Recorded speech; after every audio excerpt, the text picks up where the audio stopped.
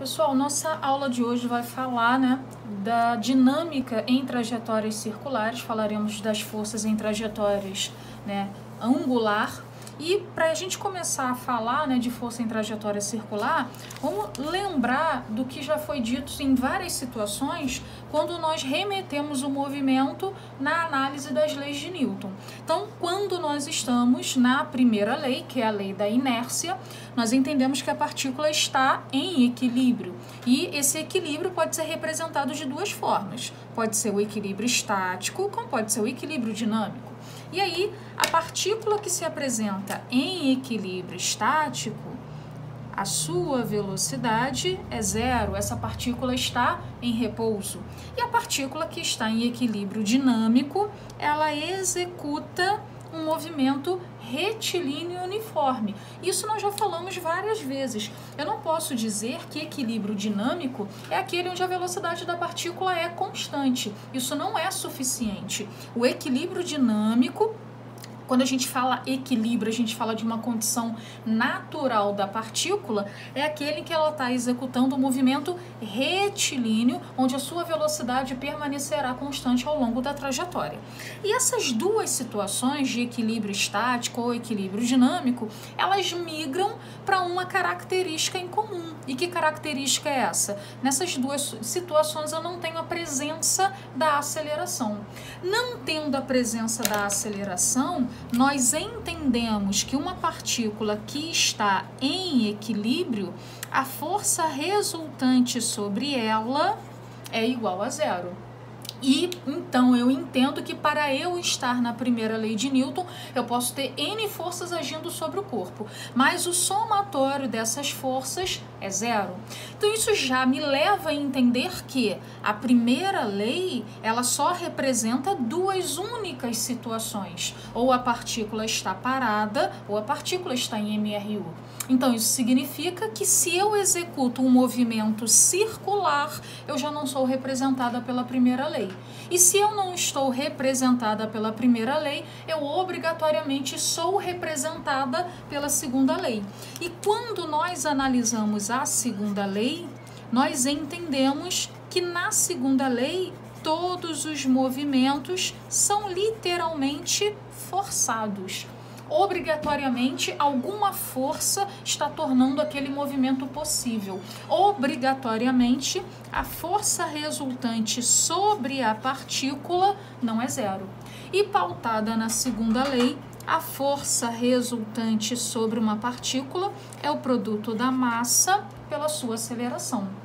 Mas como nós já vimos, lá no nono ano, como nós já vimos lá no primeiro ano, quando nós falamos de aceleração, nós vamos lembrar que existem dois tipos de acelerações. A aceleração tangencial, que é aquela que nós já estamos acostumados a trabalhar. Qual é a função da aceleração tangencial? Ela varia o quê? O módulo da velocidade. A função da aceleração tangencial é fazer a velocidade da partícula aumentar o seu módulo ou a velocidade da partícula diminuir o seu módulo. E lembrando também, novamente, nono ano e primeiro ano, quando o módulo da velocidade aumenta, nós dizemos que esse movimento é acelerado. Quando o módulo da velocidade da partícula diminui, nós dizemos que esse movimento é retardado. A função da aceleração tangencial é alterar o módulo da velocidade. Mas, lembrando, nós também temos a aceleração centrípeta. A aceleração centrípeta, ela não altera o módulo da velocidade. Isso é função da aceleração tangencial. Qual é a função da aceleração centrípeta? Ela altera, ela varia o quê? Direção e sentido. Mantendo o módulo dessa velocidade. Então, ter aceleração centrípeta não significa que a velocidade dessa partícula em módulo vai ser alterada. Ter aceleração centrípeta significa que as principais características vetoriais, direção e sentido, serão alteradas. E, felizmente, como também já vimos anteriormente, a ação da aceleração centrípeta é sempre a mesma. Qual é a ação da aceleração centrípeta? Ela torna o movimento circular possível porque a velocidade natural da partícula tende sempre a um movimento retilíneo. Então, naturalmente, a velocidade é tangencial. Quem faz com que o movimento, com que a trajetória seja circular? A interferência da aceleração centrípeta sobre o movimento, não permitindo assim uma trajetória retilínea, que é uma trajetória natural, que é um movimento onde a força resultante é zero, para que a trajetória tenha a direção e sentido circular. Só que, de acordo com a segunda lei, né, para eu provocar uma aceleração, essa aceleração foi provocada por uma força. E é aí que nós começamos, de fato, o nosso conteúdo. Nós começamos a falar das forças que atuam em trajetórias circulares. E essa força, ela recebe um nome específico. Ela será chamada de força centrípeta, que estruturalmente obedece à segunda lei. Como assim obedece à segunda lei? A segunda lei diz que a força resultante sobre um corpo é o produto da massa pela aceleração. Mas para trajetórias circulares, a força resultante passa a se chamar força centrípeta, e aí eu coloco aqui de propósito para a gente destacar. Força é uma grandeza vetorial, então a força centrípeta é o produto da massa pela aceleração. Mas que tipo de aceleração? A aceleração centrípeta. Se eu, por exemplo, estiver falando, né, da força resultante para a aceleração tangencial, aí eu já estou falando de uma trajetória retilínea. E aí eu já estou falando que essa aceleração é responsável por mudar o módulo da velocidade. Esta aceleração é responsável por alterar direção e sentido da velocidade. E lá também de nono e primeiro ano, nós lembramos a equação da aceleração centrípeta. A aceleração centrípeta é v² dividido por r, onde v é a velocidade linear dessa partícula, e você já observa, só tem uma velocidade aqui, porque de fato não é função da aceleração centrípeta variar o valor dessa velocidade, então só tem um valor para a velocidade, e r é o raio da trajetória. Também é bom lembrar lá do movimento circular que v é ômega vezes o raio. Quem é quem nessa equação? V é a velocidade linear, ômega é a velocidade angular e r é o raio da trajetória. Quando nós analisamos, né, as trajetórias circulares, nós de uma certa forma seguiremos, né, um padrão que nós já estávamos seguindo, nós já estamos até cansados de falar a mesma coisa, quando nós analisávamos sistemas dinâmicos, mas sistemas dinâmicos para trajetórias retilíneas, né? Quando nós estávamos analisando, né, a dinâmica em trajetórias lineares, em trajetórias retilíneas, nós tínhamos aí um passo a passo para seguir. Qual era o primeiro passo? O primeiro passo, independente do que o exercício cobrasse da gente, era decompor as forças do movimento. Então, estou colocando aqui um exemplo bem simples, onde uma partícula está apoiada numa superfície plana e horizontal, e essa partícula está sendo puxada por uma força externa, que é essa força F. Independente do que o exercício peça para a gente, nós vamos lembrar, bom, além da força F, que outras forças atuam sobre a partícula? Bom, eu tenho a força peso, que é a força da Terra puxando a partícula para o seu centro. Eu tenho a força normal, que é a força de contato entre a partícula e a superfície. E eu tenho a força de contato também, porém a força opositora, que é a força de atrito. Então, nosso primeiro passo era sempre esse, decompor as forças. Nosso segundo passo, direção e sentido do movimento. para onde essa partícula estava se deslocando? Ah, o movimento dela era na horizontal para a direita. Terceiro passo, a gente tinha que cortar as forças que fossem perpendiculares ao movimento. Nesse caso aqui, quem está perpendicular ao movimento? Normal e peso. De forma alguma nós dizemos que a normal anula o peso. Não é isso. A normal e o peso, por serem perpendiculares ao movimento, não participam do movimento. E sinalizava o nosso próximo passo, sinalizar as forças que são paralelas ao movimento. Então, como é que a gente sinalizava isso?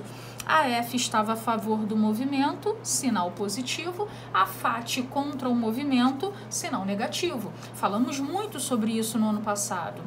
Só participam do movimento as forças que são o quê? Paralelas ao movimento. E nesse caso, as forças que são paralelas ao movimento são o que nós chamamos de força resultante. Quem é a força resultante? São as forças paralelas ao movimento, que nesse caso aqui é a força F, com o sinal, né, dela, menos a força FAT, com o seu sinal também. E de acordo com a segunda lei de Newton, F menos FAT, por serem a força resultante, tem que ser igual a quê? Produto da massa pela aceleração. Mas nós entendemos que essa força resultante, que nesse caso são essas duas aqui, elas geram que tipo de aceleração? Elas geram a aceleração tangencial.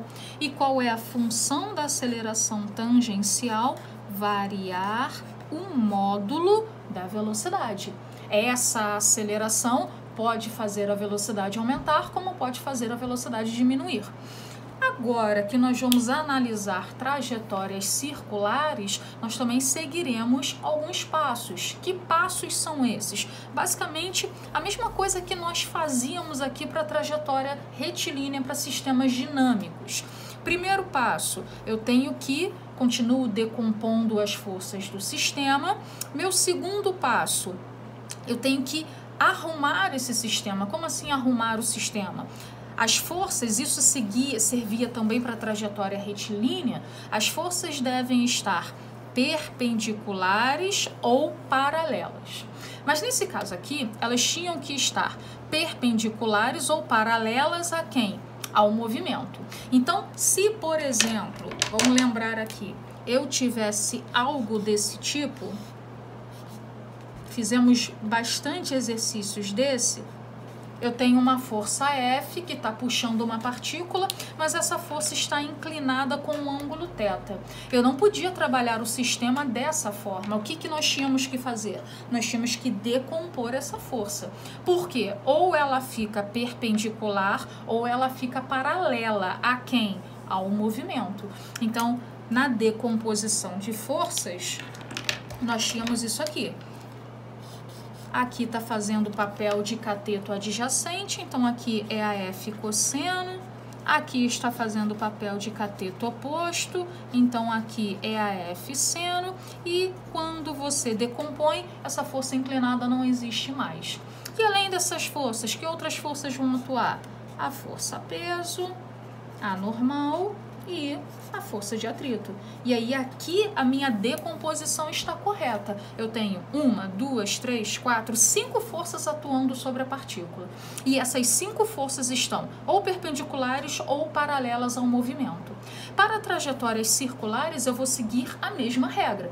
As forças devem estar perpendiculares ou paralelas, mas perpendiculares ou paralelas a quem? A minha direção radial, que é aquela reta que obrigatoriamente passa pelo centro da trajetória circular. É aquela reta pertencente ao raio da trajetória. E eu vou entender que só participam do movimento as forças que forem o quê? Paralelas à direção radial. Assim como na trajetória retilínea só participava do movimento as forças que eram o quê? Paralelas à direção do movimento. Na análise do movimento circular, nós vamos analisar caso a caso, respeitando o fato que a força centrípeta ela é sempre aquela que acompanha a aceleração centrípeta, ou o contrário, a aceleração centrípeta ela nasce da força centrípeta e ela tem sempre o mesmo comportamento. Que comportamento é esse? Radial para o centro. Nosso primeiro caso de trajetória, né, forças em movimento circular, nosso primeiro caso é uma partícula, vou botar aqui um carro, que está executando uma curva, mas essa curva é plana. Antes da gente fazer a decomposição de forças, né, para isso aqui, eu vou colocar para vocês uma animaçãozinha, um videozinho, que mostra, né, o carro executando uma trajetória retilínea e depois o carro executando a sua trajetória circular, e depois do vídeo, que fica um pouco mais claro, né, essa trajetória, nós analisamos e decompomos as forças sobre esse carro. Temos um carro andando pela estrada em linha reta e à frente temos uma curva para a direita. Basta virar o volante para a direita. Sim, mas temos que lembrar que para que este carro esteja em movimento, existem várias forças atuando. Como vimos no nosso episódio sobre inércia, este carro tende a seguir em linha reta. Então, para que ele vire, é preciso forçar este movimento. E nesta hora, o que atua é a força centrípeta. Imagine esta curva como parte de um círculo que o carro irá percorrer. É para o centro deste círculo que a força irá puxar o carro. E por puxar os corpos para dentro do círculo, vem o nome força centrípeta. O carro segue em movimento e assim que a força centrípeta deixa de ser aplicada, o carro volta a seguir em linha reta. Repare que a força que traz o carro para o centro do círculo cruza com a força do movimento em linha reta, formando o que chamamos de ângulo reto. Desta forma, sempre que tivermos uma força cruzando com a velocidade, chamaremos de força centrípeta. Então, se quiséssemos que este carro ficasse andando em círculos, a força centrípeta teria que estar agindo constantemente sobre ele. Vamos a um outro exemplo. Eu tenho esta sacola.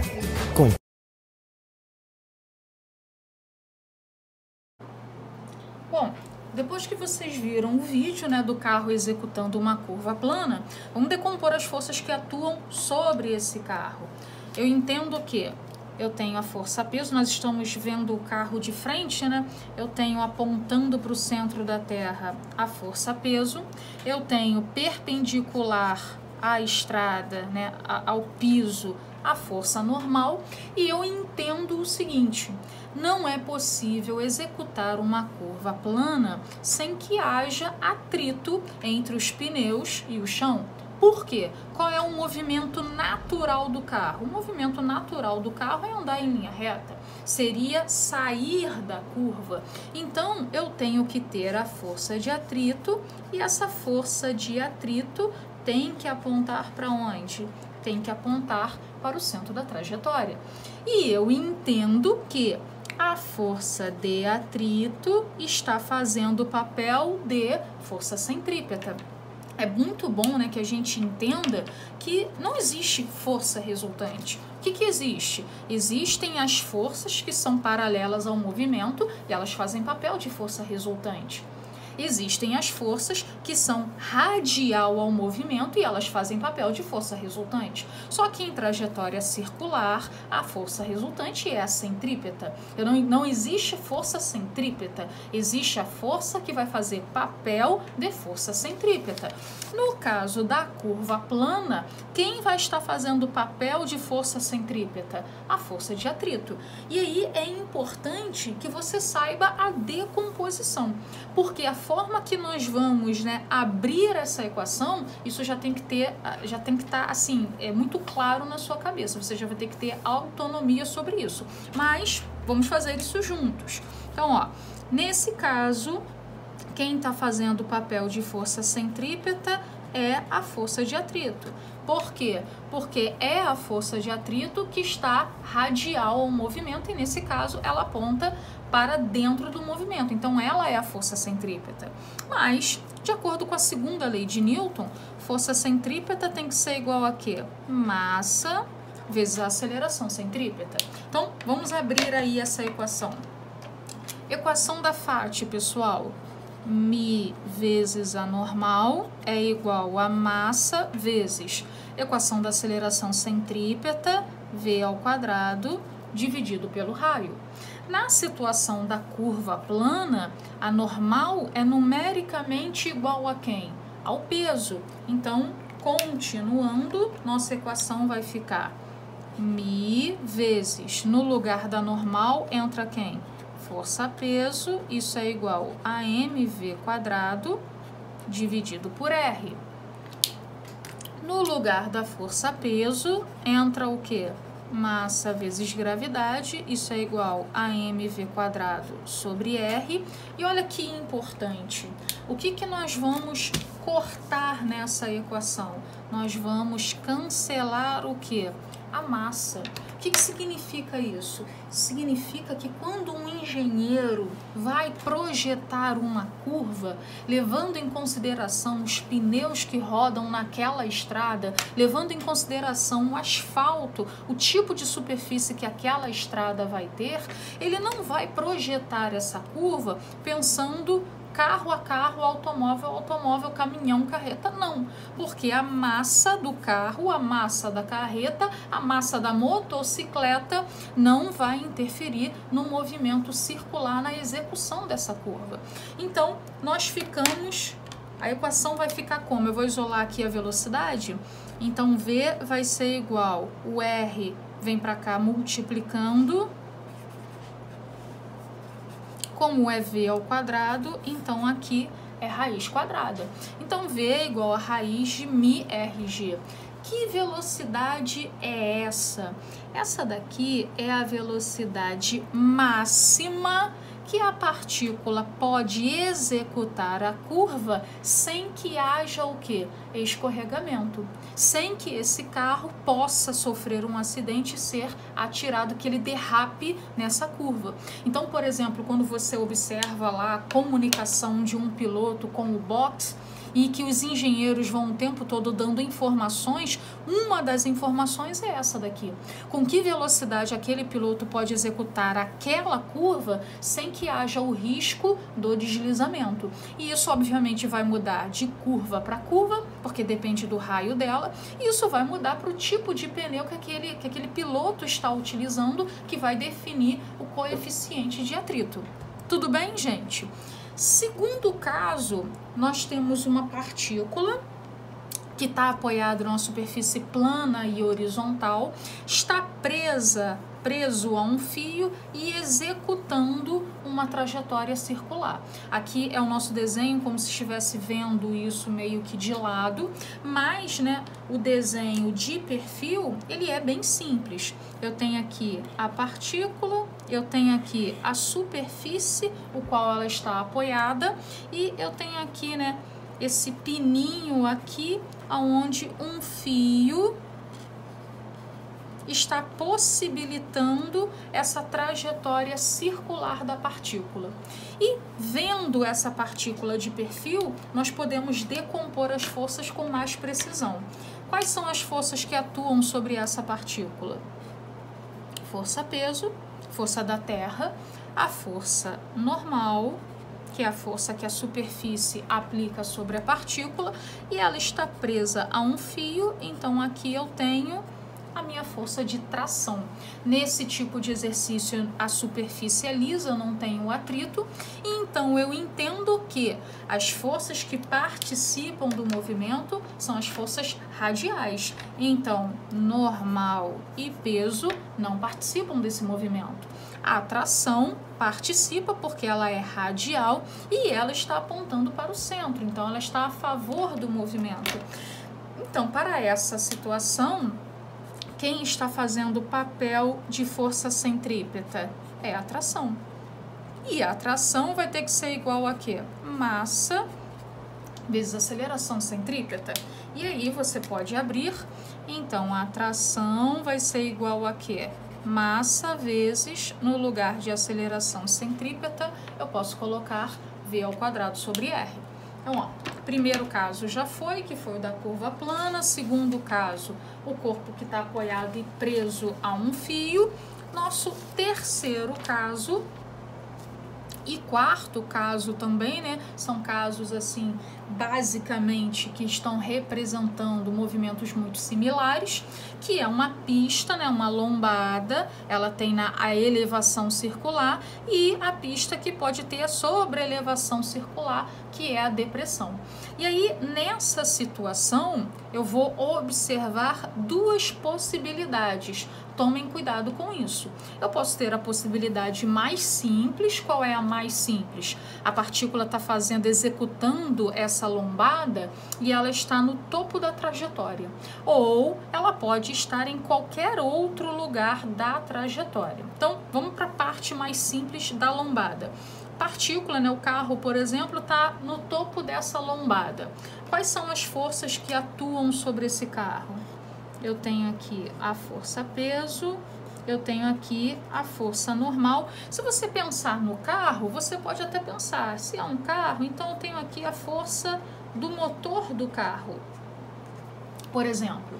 E aí, neste caso aqui, tendo três forças atuando sobre a partícula, eu vou lembrar que só participam do movimento as forças que estiverem na direção radial. E nesse caso eu tenho duas forças, a força-peso e a força normal. Então, a força do motor não participa da trajetória circular. Mas a força-peso, ela está apontando para o centro da trajetória. Então, eu entendo que ela está a favor do movimento. Ela leva sinal positivo. A normal, ela é radial, mas ela é radial para fora. Então, eu entendo que ela está contra. Então, o sinal da normal, ele é negativo. Então, para essa situação aqui, como é que fica a equação da força centrípeta? A força centrípeta vai ser quem? A força-peso menos a força normal. E isso tem que ser igual a massa vezes aceleração. Na situação de baixo, eu tenho basicamente a mesma situação em condições contrárias. O carro, por exemplo, está passando pela parte mais baixa da trajetória. Quais são as forças que atuam sobre esse carro? A força-peso, a força normal. Posso pensar também na força que o motor exerce, fazendo com que o carro vá para frente, mas entendo que a força que o motor faz, ela está perpendicular à direção radial. Então, ela não participa do movimento. Quem está participando desse movimento? A força-peso e a força normal. Só que agora a coisa mudou. Quem é que está apontando para o centro da trajetória? É a normal. Então, sinal positivo. Quem aponta na direção radial para fora? Força-peso, sinal negativo. E para essa situação, a equação da força centrípeta já fica o quê? Normal menos peso, que vai ser o produto da massa pela aceleração centrípeta. E aí, em relação a essas duas situações, né, simétricas, ponto mais alto da trajetória, ponto mais baixo da trajetória, o exercício pode te fazer duas perguntas. Em que posição, em que situação você se sentirá mais leve? Em que situação você se sentirá mais pesado? Bom, a sensação de estar mais leve ou estar mais pesado depende do contato que você está com, por exemplo, no caso do carro, com o banco. Ou você está aqui executando essa trajetória circular numa bicicleta ou numa motocicleta, a sensação de leveza ou peso, ela vai ser determinada pelo contato do teu corpo com aquela superfície. E que força representa esse contato? É a força normal. Então, na primeira situação, se a gente isola a força normal vai ser igual a quê? Como se eu estivesse passando ela para o outro lado, massa vezes aceleração centrípeta vem para o outro lado subtraindo, então normal é o quê? Peso menos massa vezes aceleração centrípeta. Na situação de baixo, isola a normal. Normal é o quê? Massa vezes aceleração centrípeta, força-peso vai para o outro lado, mais força-peso. E aí, o que a gente observa? nessa situação aqui, eu estou me sentindo mais leve. Por que mais leve? Porque a sensação que é dada pela força normal é a do meu próprio peso menos alguma coisa. E que coisa é essa? Produto da massa pela aceleração centrípeta.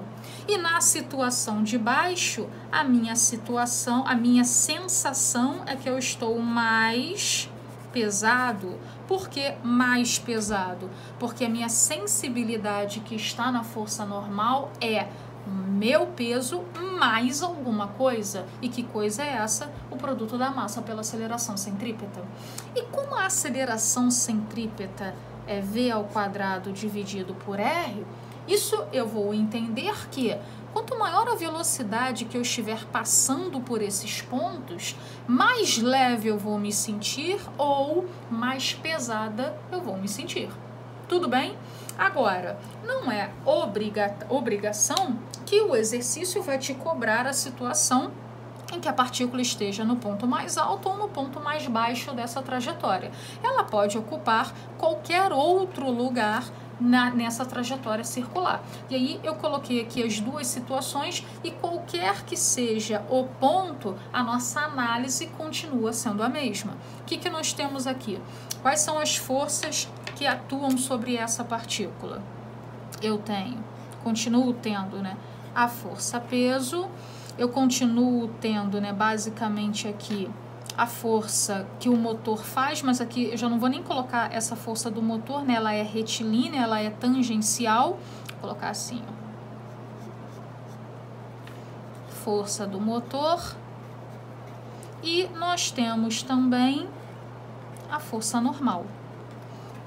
E aí nós vamos lembrar que essas forças precisam estar perpendiculares ou paralelas. Perpendiculares ou paralelas a quê? A minha direção sempre radial. Então, ó, aqui uma régua, a minha direção radial, ela tá aqui. Meu desenho da normal, inclusive, ele ficou bem fora, sem a régua fica bem ruim. Vamos consertar aqui, ó. O que nós temos aqui? O ponto, né, que vai estar direcionado à minha direção radial. Então, aqui eu tenho, né, perpendicular a esse ponto, a essa superfície. Aqui eu tenho, deixa eu consertar aqui, a minha força normal. Então, aqui está a minha normal, perpendicular à superfície, e aqui está a minha força-peso. E daí eu observo que a normal, ela já pertence à direção radial, o que não está acontecendo com a força-peso. Ela, além de não pertencer à direção radial, ela também não é perpendicular à direção radial, que é o que acontece com a força que o motor faz. Então, é como se a força-peso não estivesse cumprindo a regra. Qual é a regra? Ser perpendicular ou ser paralelo. Então, o que eu sou obrigada a fazer com a força-peso? Eu sou obrigada a decompor a força-peso. E toda decomposição, ela depende de um ângulo de referência. Eu vou dizer que esse ângulo θ está aqui. Então, quem eu tenho que decompor? A peso. Porque a peso não está nem paralela, nem perpendicular à direção radial. Então, vamos decompor a força-peso. Eu vou ter aqui essa decomposição que está adjacente ao ângulo. Então, aqui é quem? P cosseno do ângulo. E eu tenho aqui estará oposto ao ângulo. Quem é essa? P seno do ângulo. E quando nós fazemos a decomposição, o que acontece com aquela força? Ela não existe mais. Então, basicamente, quais são as forças que estão atuando? Normal, P cosseno, a força que o motor faz, e P seno. E a regra continua. Só participam do movimento as forças que pertencerem à direção radial. Então, quem está fora? A força que o motor faz está fora, P seno também está fora. Só sobrou quem?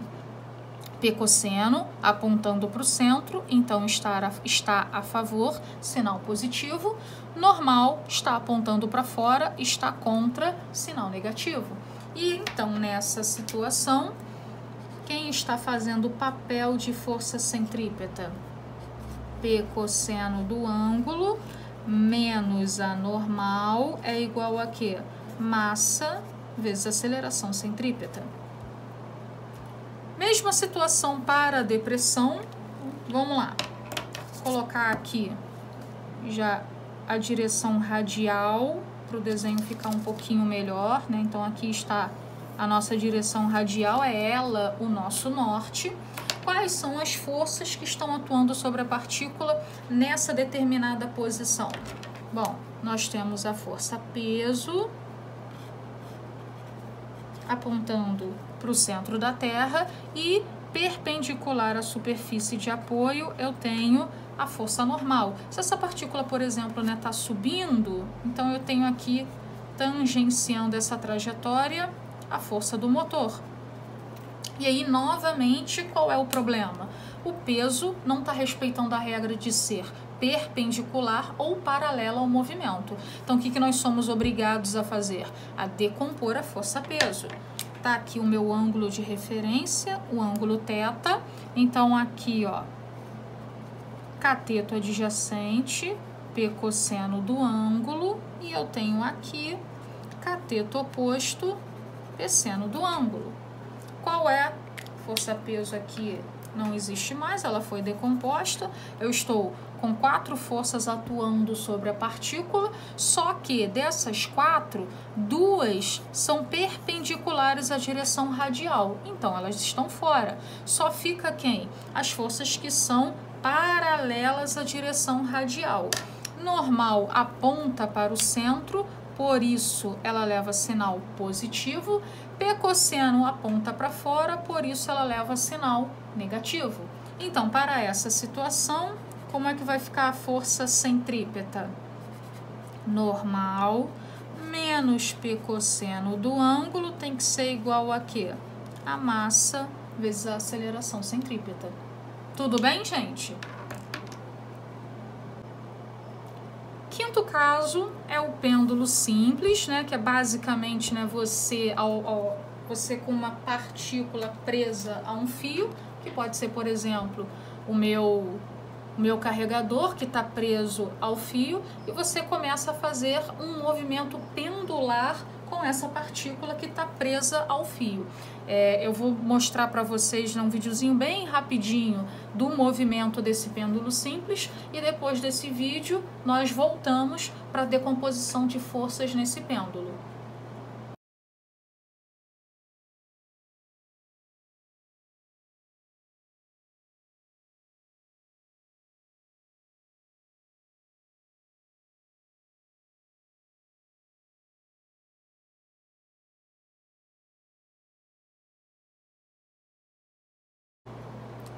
Bom, já vimos aí a animação, né, do movimento do pêndulo simples, e para esse movimento nós destacamos 4 possibilidades.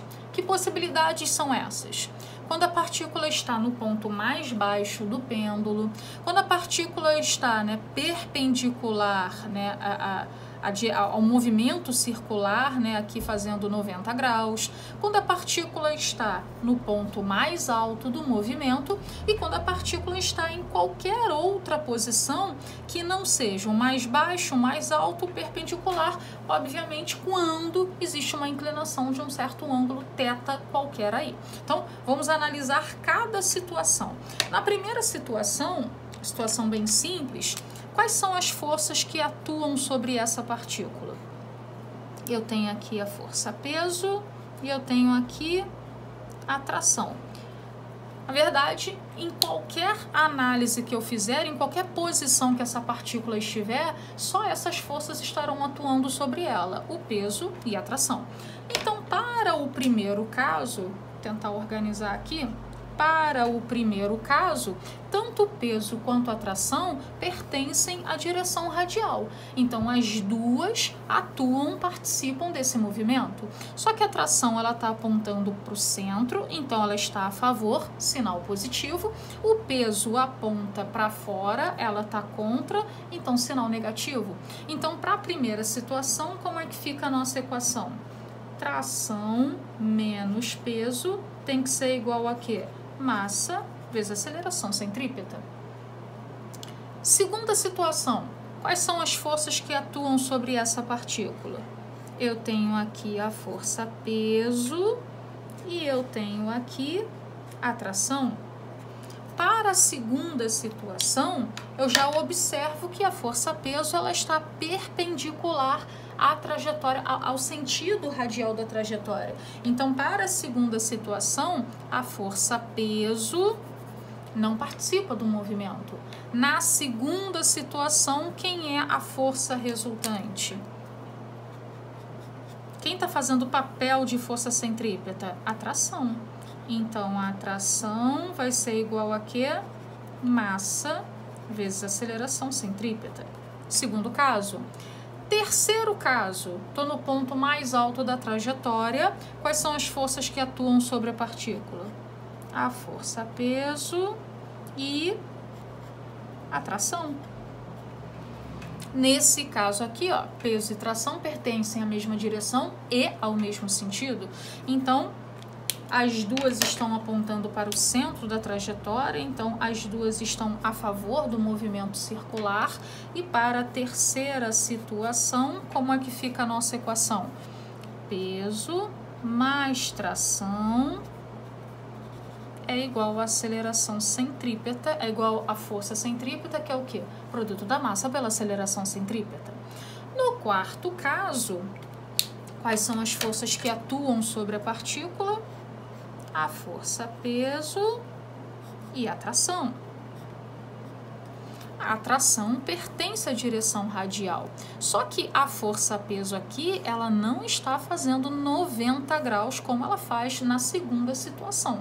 Se ela não está nem paralela, nem perpendicular, é nossa obrigação decompor essa força.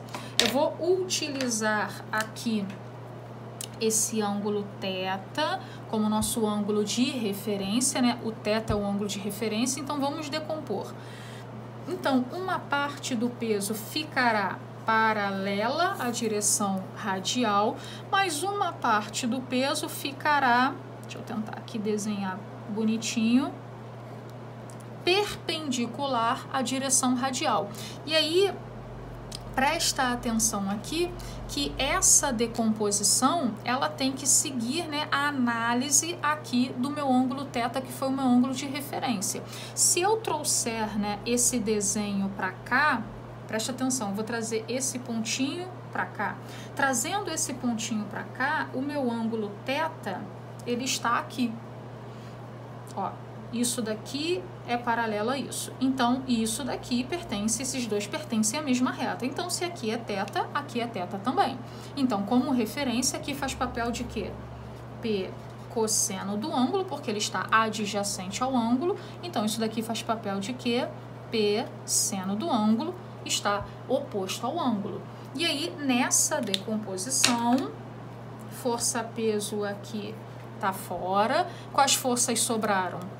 P cosseno, P seno e tração, sendo que P cosseno e tração pertence à direção radial e P seno está perpendicular à direção radial, então P seno está fora. Então, no quarto caso, como é que fica a equação da força resultante? Tração aponta para dentro, está a favor, P cosseno aponta para fora, está contra, então vai ficar como? Tração menos P cosseno do ângulo é igual ao produto da massa pela aceleração. Se você achou, né, que o meu desenho ficou um pouco confuso, vamos fazer aqui de novo. Por exemplo, eu tenho aqui uma partícula numa trajetória circular. Agora o desenho não vai sair tão bonitinho.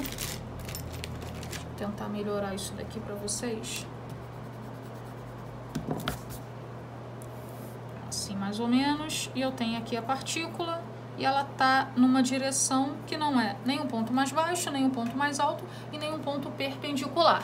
Então, ó, de novo, vou tomar aqui essa direção, esse meu norte.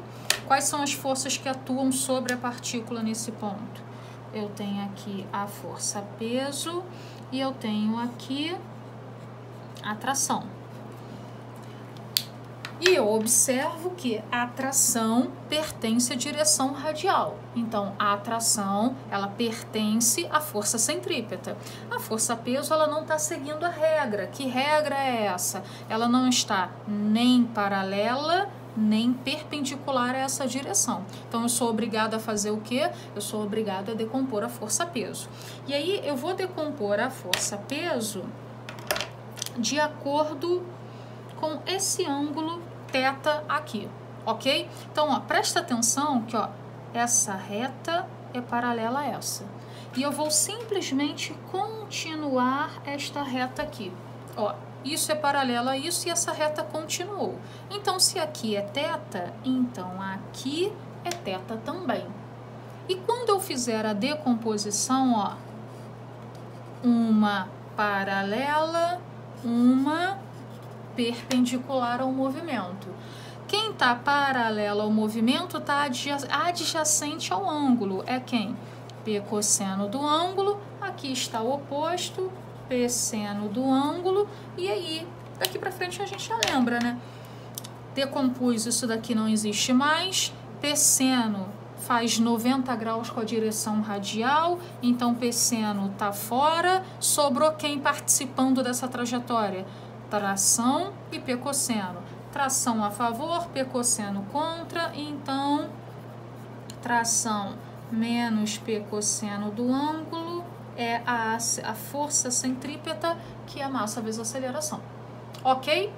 Sexto caso é um pêndulo também, mas não é um pêndulo simples, ele é um pêndulo cônico. E aí vai ter uma animação também pequenininha do pêndulo cônico para vocês terem uma noção, mas o pêndulo cônico ele também é simples. Posso tomar como exemplo também aqui o meu carregador, e aí eu começo num movimento, né, circular, planando aqui a minha mesa, e essa partícula vai desenhando um cone, ok? Então, ó, saiu do foco aqui. Deixo agora a animação e depois nós voltamos para decompor as forças.